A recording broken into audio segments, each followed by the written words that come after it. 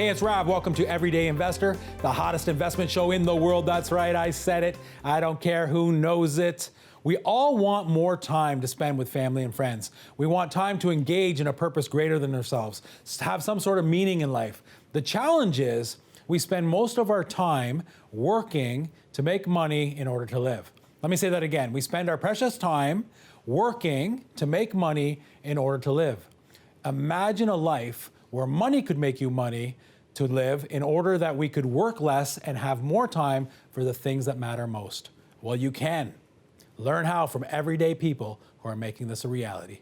Don't go anywhere. We'll be right back.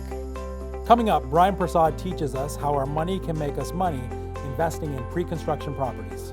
So they pre-sell it in 2013, and then you get the building, you get the unit, you get the keys like in 2017, 2018, after a couple years of construction. And during that time, it goes up in value. By the time you're completed, you have the newest condo on the block. Everyone wants to buy into it, and everyone wants to rent into it. And as a result, you get even higher rents and higher property values than the regular market because it's the newest, shiniest thing. Everyday Investor is brought to you by ProFunds Mortgages, fixed returns, real security. Clover Properties Rent to Own, invest with a purpose. Sam McDaddy Real Estate, full service brokerage for all your buying, selling, and investing needs.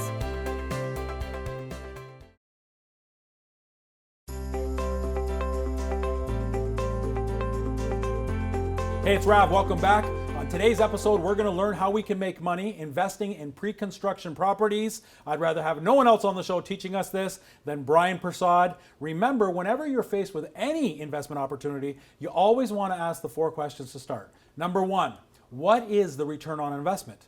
Number 2, when do I get that return along with the money that I put in? Number 3, what is the minimum investment amount needed? And number 4, what is the risk, the worst case scenario? Brian, it's so great to have you on the show. Yes, thanks so much. I'm really excited to be here. Yeah, it's been a while. We grabbed lunch here and there, but what's been happening lately? Well, I just had a new baby girl. Yes. 8 months. Congratulations. She's super crazy over her mom, though. Yeah. So every time I come in, I hug her, and she just wants to go back to her mom. But it's an amazing time to be a parent. Learning a lot. I'm actually learning a lot of lessons that you told me about investing. Yeah. That the reason why we're doing all this stuff is not to keep hustling and hustle more. It's to get more free time and have that time with your family and have that time with your kids. Yeah, I mean, I think money is a tool. We talk about this all the time, right? Yeah. There's got to be a purpose to it. It can't just be, making money for the sake of money. I think that can be a very lonely life. But if we use it as a tool to be able to enjoy family, to be purposeful, to be benevolent, all that kind of good stuff. Yes, so I am talking to Brian Prasad. Yes. And Brian Prasad is many things. Yes. Most importantly, a husband, dad, but he's also the author of, I think, the only book that's out there. You co-authored a book called, that's on this topic, pre-construction condos. Yeah, investing in condominiums. Investing in condominiums, but pre-construction works even if it's, townhomes, detached, whatever the case is. It's basically, well, you explained it. So how do we make money investing in pre-construction? Yeah, so basically when you're buying something pre-construction, a builder pre-sells the unit at a lower price than what they could sell if it was already completed. Okay. So they pre-sell it to you. And the reason why they pre-sell is so they could get construction financing to build a tower. So they pre-sell it in 2013, and then you get the building, you get the unit, you get the keys like in 2017, 2018, after a couple years of construction. And during that time, it goes up in value. And also during that time, the area rents are going up, so it's going up in value. So by the time you're completed, you have the newest condo on the block. Everyone wants to buy into it, and everyone wants to rent into it. And as a result, you get even higher rents and higher property values than the regular market because it's the newest, shiniest thing. So let's say, the average pre-con takes, 4 years, 4 years, right? Yeah. And so if the developer had all the money in the world, well, not all the money because they probably wouldn't be doing this, but let's say they had a lot of money, they would probably make more if they built it all with their own cash and then sold it. Yeah, they would be building each floor, and as the floor goes up, they would be releasing it. People could walk in, they could do showings, and they could do lower down payments on them. Because all sorts of things. All sorts of things. But because of the beautiful word in investing called leverage. Yes. They don't do that. They get the money from the bank to construct. Yes. But in order for the money from the bank to construct, they need to have people Real who are purchasers. real purchasers who are putting deposits down. Yes. And so what exactly. percent of the entire project does the bank want to see? It really depends on the builder's financing, credit rating, and all that stuff. But usually they want to see 70% of the revenues already accounted for with people with deposits on it. Okay, so just to make numbers easy, if they're building 100 units or 100 homes, Yeah. they want to see 70 of them Yes. that have purchasers already attached to that. Exactly. Okay. And when I say real purchasers, they really look to see if a bunch of real estate agents are buying it. They really vet out these purchasers to see that they're real people and they're looking at buying it as an investment versus a speculative.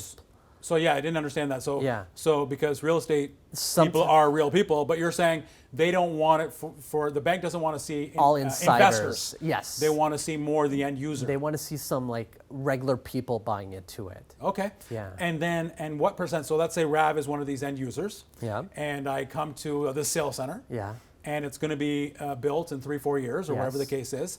And let's say the purchase price is $400,000. Yeah. What does Rav need to put down to be able to have that property 4 years from now? So to get the best pricing possible, Yeah. you usually have to put down 20% down, spread over the construction period. Usually the builders want at least 10 to 15% of that within the first year. Okay. And depending on their credit rating, the financing they will arrange with the bank, the last 5% could be spread over the end of the construction Okay, so just period. like an investment property, it's Yeah. about 20%. So if I'm going to buy a $400,000 unit or house or whatever the case is, Yeah. then I'm going to need to put down $80,000. Exactly. And that's during the first year or so. Yeah. And then 4 years later, Yeah. the property's now mine. Exactly. Okay.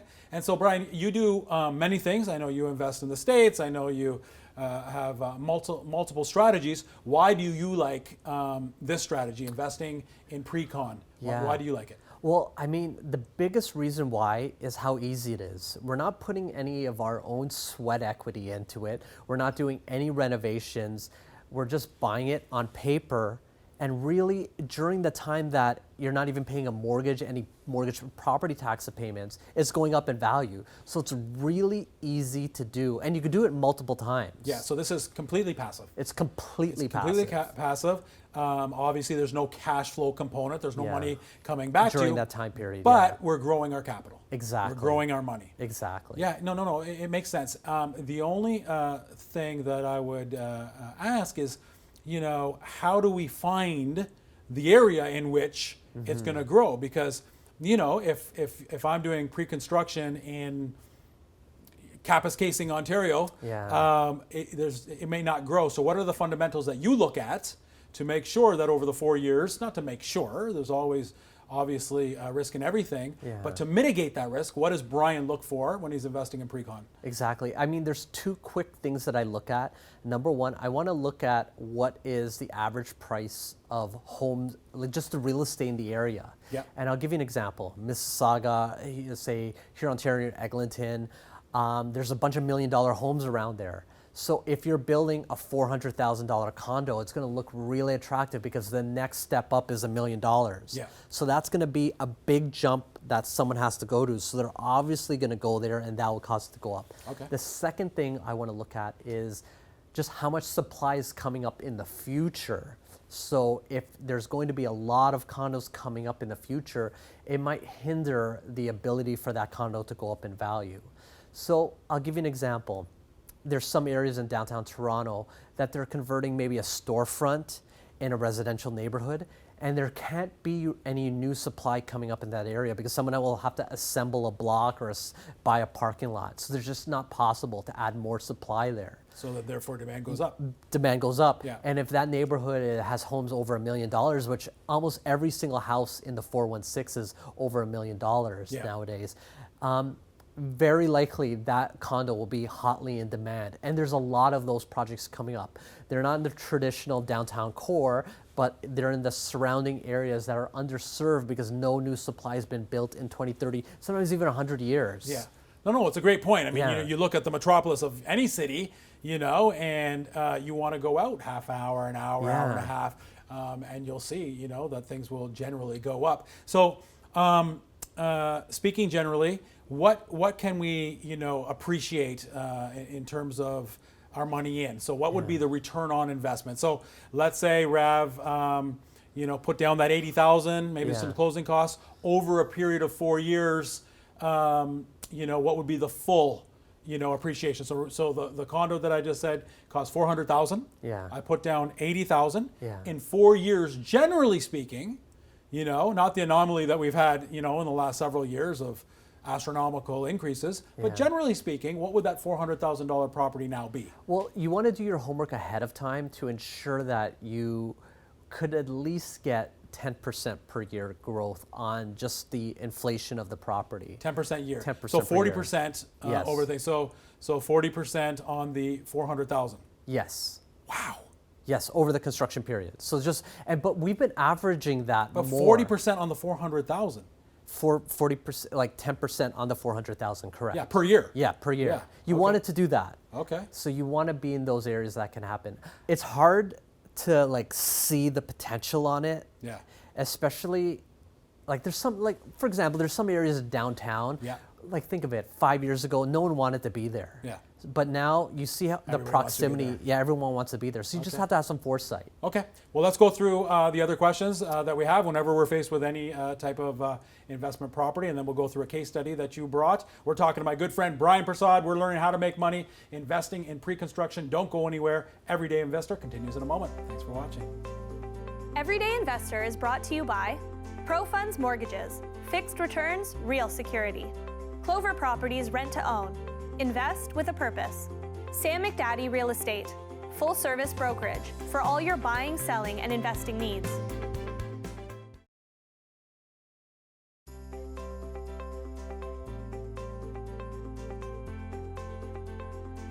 Hey, it's Rav. Welcome back to Everyday Investor. Today we're learning how to make money investing in pre-construction properties. I'm talking to my good friend Brian Prasad. Brian, great to have you on the show. Thanks again. And I'm not just saying that because you're East Indian. I'm not saying that because you have a handsome face.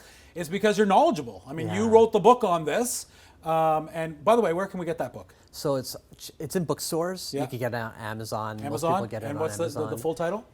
Look up my name on Amazon. It's called Investing in Condominium Strategies and Tips for the blah, blah, blah, But look, blah, blah. look Yeah. up Brian Prasad. Look up Brian Yes. Prasad on Amazon. No, it was so great seeing you on talking about this with Amanda Lang, talking Yeah. about this with Kevin O'Leary. Yeah. You guys did that show, and no, it was great. And It all came about because I was like, how do you find condos that go up in value? So I was just sitting in front of spreadsheets looking at every single building and why one building went up.